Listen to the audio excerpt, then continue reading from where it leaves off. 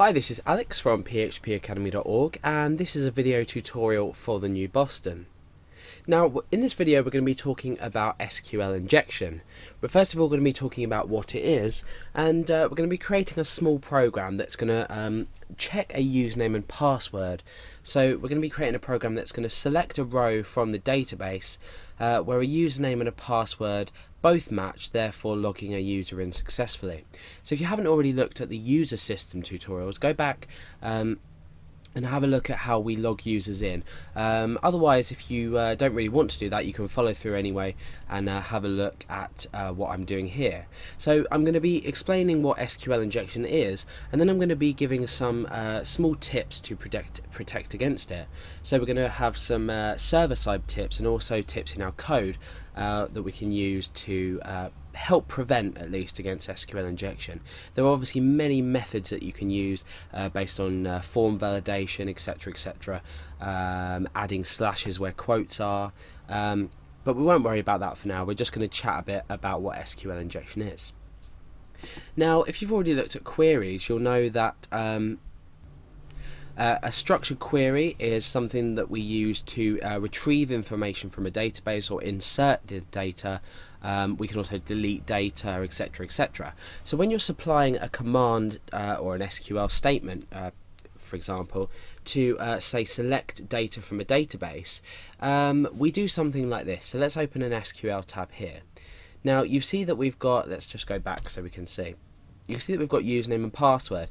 Now if I was to select a row from this table, we've got a database called a database and a table called users. We've got an ID field, a username field, a password field and an email field, which isn't relevant to this tutorial, nor is so much the ID field here. So username and password.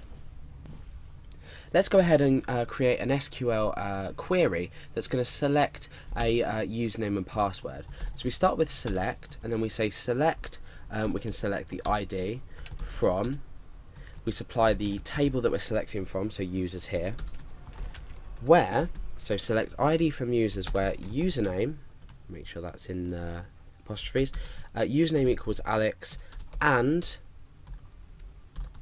password equals pass123, for example. So I'm going to copy that into my clipboard so I can use it later on. When I click go, you can see that we've returned one row. We've returned the ID of the row where the username and password both match.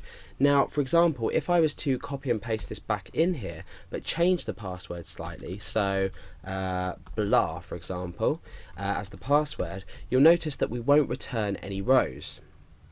Okay, so MySQL returned an empty result set. Now in PHP we handle this using the MySQL numRow function, and what we do is we say if our query, so based on the user's input of the username and the user's input of the password, if the MySQL query or the result or the numRows that are returned, the number of rows that are returned, are equal to 1 or greater than or equal to 1, we know that we've successfully logged the user in because they've supplied information which makes this query work. So like I said, if you don't understand at this point, it's a good idea to go back and check on the username and the login and register tutorials where we set sessions for our users. We perform this kind of validation. But what we do need to do is protect against SQL injection. Now let's take a look at what SQL injection is. Let's just browse our database and we can go back to our text editor. So let's get rid of these tags and let's construct the query that we've just done. So we've got select ID from users where username is Alex and password is blah. Let's just say up here we have username equals and $_post username, and we have password and exactly the same thing, but this time we are selecting password. Now these are presumably two fields that we have in an HTML document that are HTML on the page that a user can enter their username and password. So they can enter absolutely any value they want into here, be it alphanumeric characters, just numbers, we can have characters, anything we want. So the user has submitted their own data, which then goes into this query, and we've seen this by just literally substituting in the variables here and here.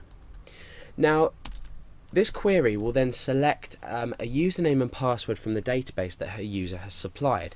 So let's say that they enter username, I'll just put it here. So let's say the username they enter is Alex, and the password that they enter is pass123.